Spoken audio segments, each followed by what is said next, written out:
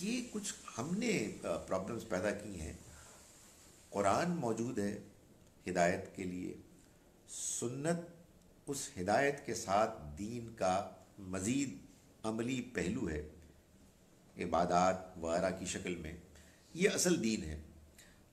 میں نے یہ دیکھا ہے کہ مسلمانوں کے ہاں آنیسٹلی قرآن کی حیثیت کی اپریسیشن نہیں ہے.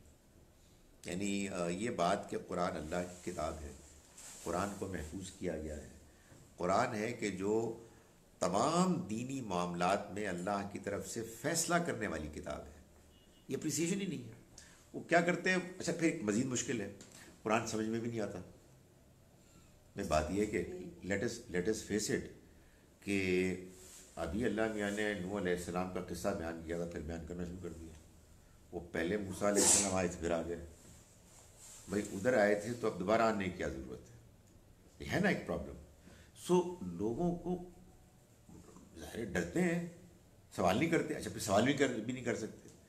تو وہ لوگوں کو یہ ہے کہ یار تو پھر ہم کہاں سے دینی انسپریشن لیں؟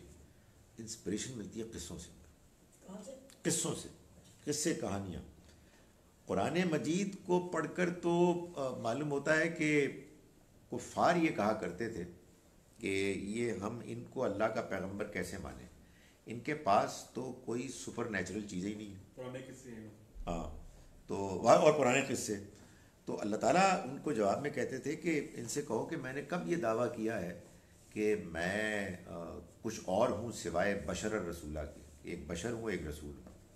میں نے تو نہیں دعویٰ کیا، میں نے صرف یہ دعویٰ کیا کہ میرے پاس وحی آئی ہے، یہ قرآن اللہ کی کتاب ہے. میں نے کب کہا ہے کہ میرے پاس سپر نیچرل ایبلٹیز ہیں کہ جن کے ذریعے سے میں تمہیں متاثر کر سکتا ہوں. اب جو ایمان والے ہیں، مسلمان ہو گئے ہیں اب کے دور کے، وہ کہتے ہیں کہ چونکہ نبی صلی اللہ علیہ وسلم اللہ کے پیغمبر تھے اس لیے لازماً ان کے اندر سپر نیچرل چیزیں تھیں. یعنی وہی اعتراض جو کفار کرتے تھے وہ اس کے اب ثبوت فراہم کر رہے ہیں.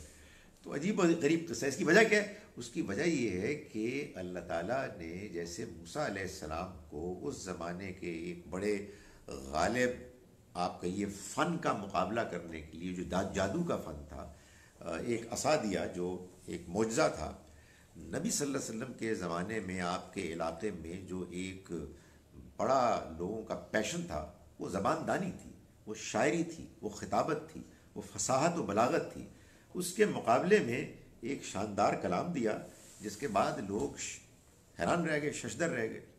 لیکن اب اس کلام کو لوگ اپریشیٹ ہی نہیں کرتے، تو ان کو سمجھ میں نہیں آتی کہ اب کیا کریں. تو وہ کہتے ہیں کہ اس کو پڑھنے سے بڑا ثواب ملتا ہے، اس کو ہم نے پڑھتے رہنا ہے. صبح 41 مرتبہ پڑھو سورہ ملک اور شام کو 15 مرتبہ پڑھو سورہ واقعہ اور اس سے ثواب حاصل کرو. باقی انسپریشن تقریروں سے اور قصوں سے. کون سے قصے؟ بے بنیاد، کوئی سر پیر نہیں. اس کے نتیجے میں کیا نقصان ہوتا ہے؟ وہ ٹیسٹ بن جاتا ہے آپ کا کہ جو ایکسپیکٹ کرتا ہے کہ ایوری ناؤ اینڈ دین آپ کو کوئی ایسی بات بتائی جائے کہ جس کے بعد آپ کہیں یار کمال ہے، واہ واہ واہ، یہ بہت زبردست چیز ہے. اس کے بعد آپ قرآن کو نہیں سمجھ سکتے. وجہ یہ ہے کہ قرآن مجید میں پھر آپ کی توقع کے مطابق باتیں نہیں ہوں. بڑی مشکل ہے. آپ قرآن مجید کا مطلب کہیں لوگوں کے سامنے بیان کرنے کی کوشش کریں تو اپنے ساتھ کوئی ایسی دوائیاں لے جائیں جس سے کہ لوگوں کی نیند کو ختم کرنے کا اہتمام کیا جا سکے. لوگوں کو نیند آ جاتی ہے آنیسٹلی. اس کی وجہ یہ ہے کہ اس میں کوئی وہ تھرل نہیں ہے کہ ایک شخص تھا جو ایک ٹانگ پر چلتا تھا اور چلتے چلتے وہ ٹانگ بھی اٹھا لیتا تھا. یہ نا وہ بھی اٹھا لیتا تھا. یہ ایک مزیدار بات ہوئی نا. اس میں ایکسائٹمنٹ ہے. آپ کیا فضول قسم کی بورنگ باتیں کر رہے ہیں. Some thing new. تو یہ مشکل ہے، بہت مشکل ہے.